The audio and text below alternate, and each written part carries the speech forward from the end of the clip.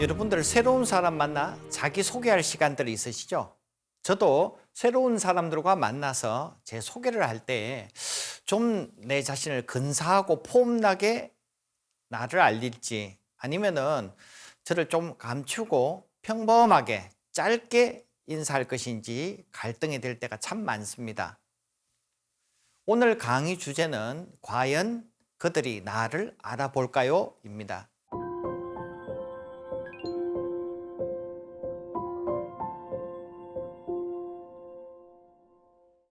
중국은 기원전 1000년경에 처음으로 중국 주나라가 역사 속에 등장하는데요.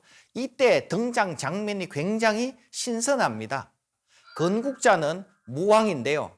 그의 아버지 희창, 문왕이라고 불리우는 분이 저 섬서성 보계의 냇가를 지나다가 한 노인을 만났습니다. 이분의 안색을 보고서는 저의 마차로 오르시죠. 서성으로 모시고 싶어요.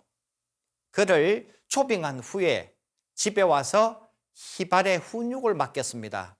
이 희발이 강태공이라고 불리우는 노인의 지도를 받으면서 훗날 무왕이 되었다는 얘기입니다.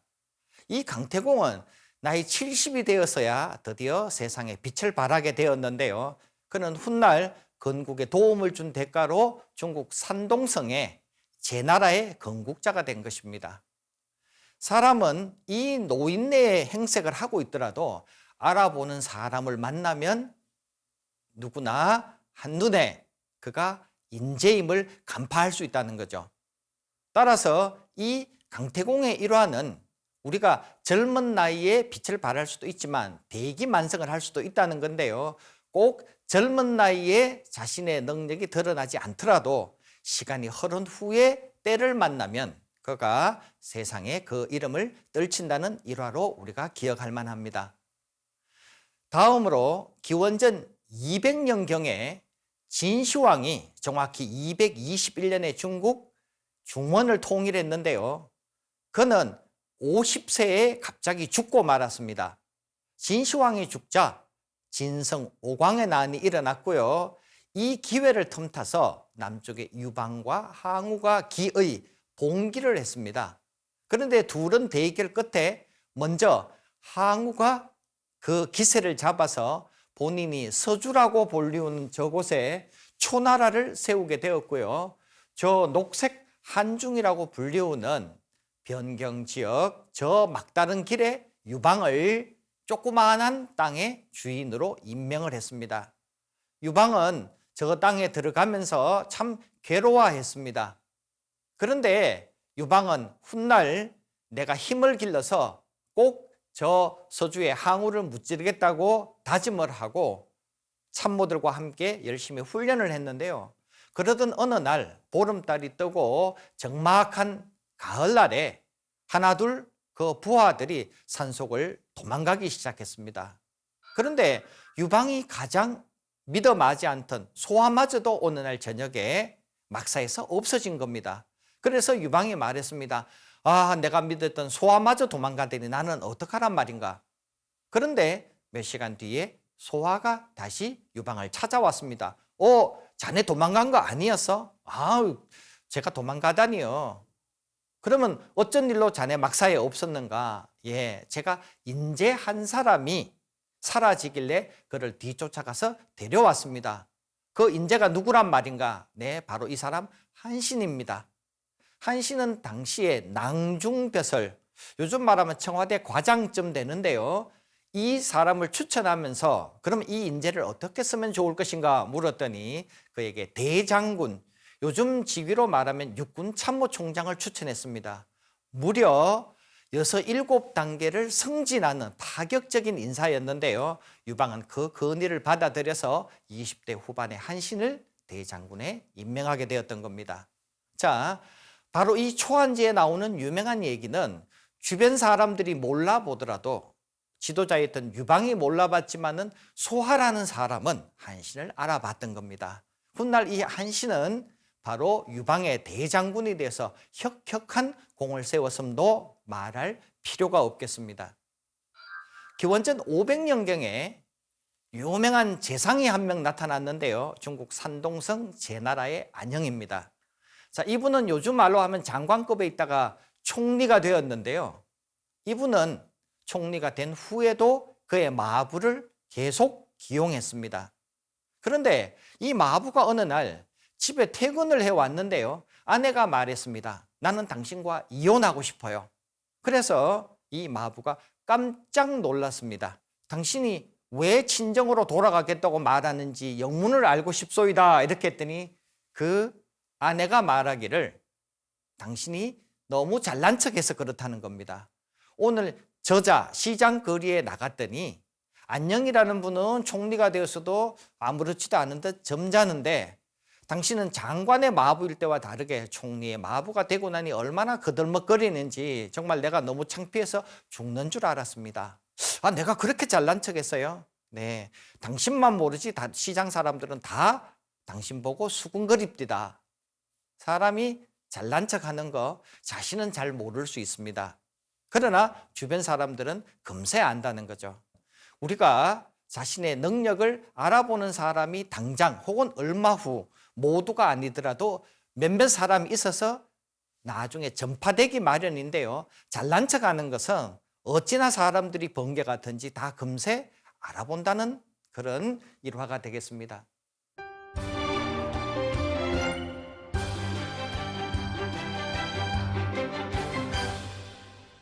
미국에서는 배심원 모의 재판이라는 걸 해봤는데요.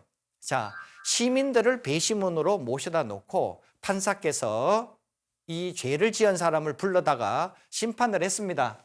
그랬더니 한 사람은 자신에게 유리한 진술만 하고 불리한 진술은 기억이 나지 않는데요. 그거는 잘 모르겠습니다. 이렇게 변명으로 일관했다고 합니다. 그런데 또 어떤 사람은 판사의 질문에 자신의 불리한 것도 자연스럽게 노출했다고 합니다. 우리가 저런 자리에 쓰다 보면은 유리한 질문인지 불리한 질문인지 금세 알겠죠? 그런데 이 피고인은 자신의 불리한 것도 불리하다고 개의치 않는 듯이 쉽게 들려줬다고 합니다. 자, 이 배심원들의 최종 판단의 결과는 어떠했을까요? 그랬더니 뜻밖에도 유리한 것만 진술한 사람의 결과는 좋지 않은 경우가 많았고요. 불리한 진술도 자연스럽게 노출했던 분은 의외로 좋은 판정이 내려졌다고 합니다. 즉, 모든 배심원들이 다 알아보는 건 아니지만 사람들이 과반수 이상은 저 사람이 스스로를 유리하게 말하는지 아니면 불리한 것도 있는 그대로 말하려고 하는지 그 진심을 알아봤다는 얘기가 되겠습니다. 세계 최초의 교육원이라고 불리우는 곳이 중국 산동성 태산 아래에 있었습니다. 지금 여러분들이 방문해 보시면 취푸 곡부라는 곳에 공자 사당이 있는데요. 여기서 공자는 제자 수천 명을 양성했습니다. 이 중에서 공자가 특별히 칭찬했던 한 분이 있습니다. 앞뒤 볼 것 없이 이분은 시종일관 칭찬했는데요. 바로 이 사람입니다. 그의 이름이 안회인데요. 논어의 내용을 살펴보면 오회, 오여, 회은, 종일. 내가 안회와 더불어 종일 대화를 했다.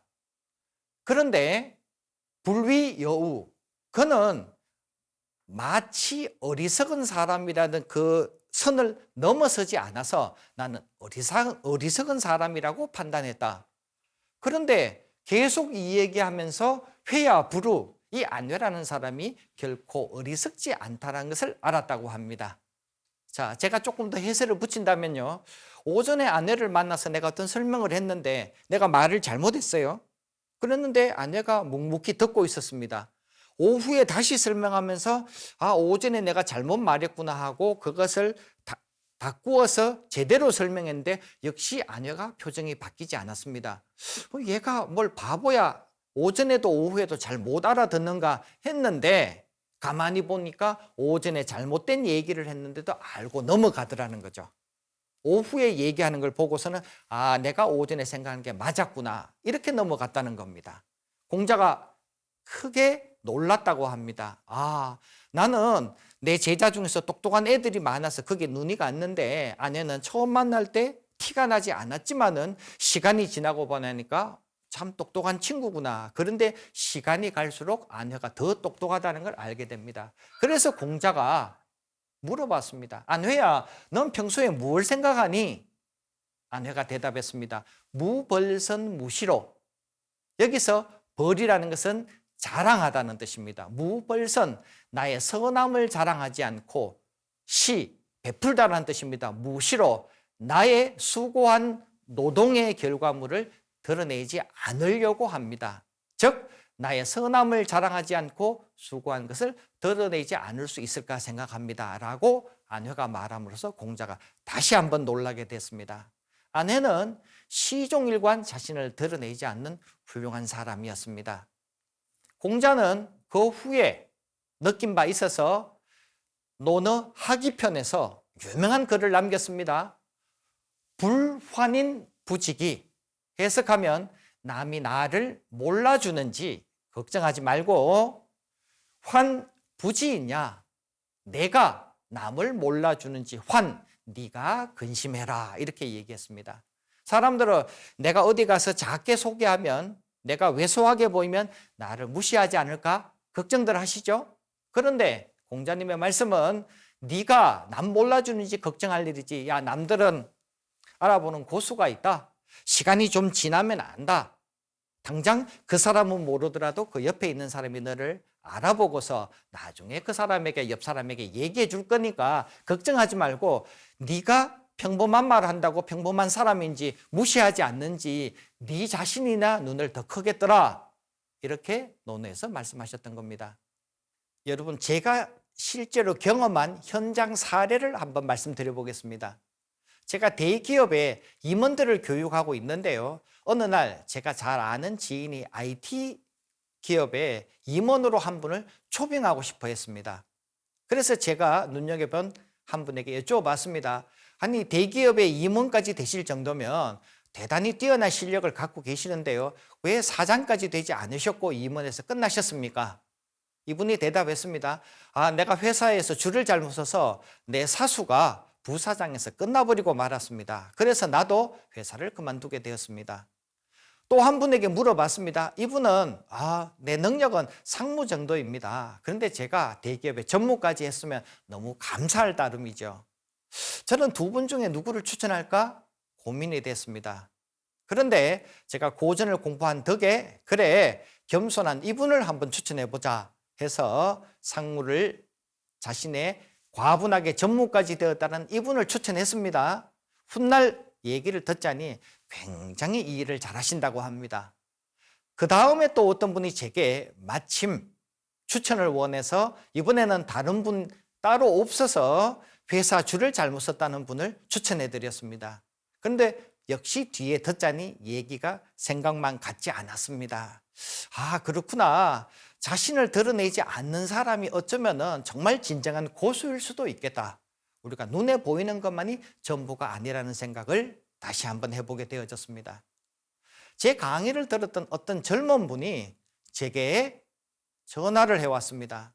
시집 가고 싶어서 여러 번 남자를 만나지만 사람들이 자기를 잘 몰라보는 것 같다고 합니다. 그런데 이번에도 단체 소개팅 자리에 가서 자기 소개 시간에 자신을 조금 평범하고 작게 소개했다고 합니다. 그런데 때마침 건너편에 마음에 드는 남자가 한 분 있었는데요. 좋은 대학을 나오고 좋은 직장에 다니고 있다라고 소개하고 싶었지만 꾹 참았다고 합니다. 왜냐하면 그 남자가 나를 평범하게 소개한다고 주목하지 못한다면 내 인연이 아닌가 보다라고 생각하고 말했다는 거죠. 그런데 다행스럽게도 이 사람이 나를 알아보고 데이트 신청을 해왔다는 겁니다. 그래서 물어봤더니 다른 여성과 다르게 당신은 너무나 평범하게 소개하는데 왠지 느낌 속에는 당신이 평범하지 않는 여성 같아서 다시 한번 만나보고 싶었다는 겁니다. 그런데요, 그렇게 생각해 본다라면은 모두의 마음을 싸기 위해서 여러분들이 자기 소개를 잘하고 뒷감당이 힘들기보다는 차라리 평범하게 소개하고 나를 알아보는 사람을 만나는 것도 하나의 지혜가 아닐까 합니다. 얼마 전 제 초등학교 동창생이 전화가 왔습니다.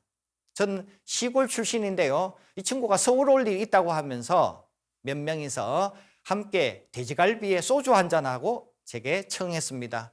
그런데 가만히 생각해 보니까 이 친구들 오랜만에 만나는데 제가 그냥 돼지갈비 하기는 서운해서 서울에서 가장 유명하다는 저 등심집에 데리고 갔습니다. 그리고 데리고 간 김에 소주가 아니라 제가 와인을 대접했습니다. 잘 대접하고 나서 헤어진 뒤 저는 뜻밖에도 너무 서운한 얘기를 전해 들었습니다.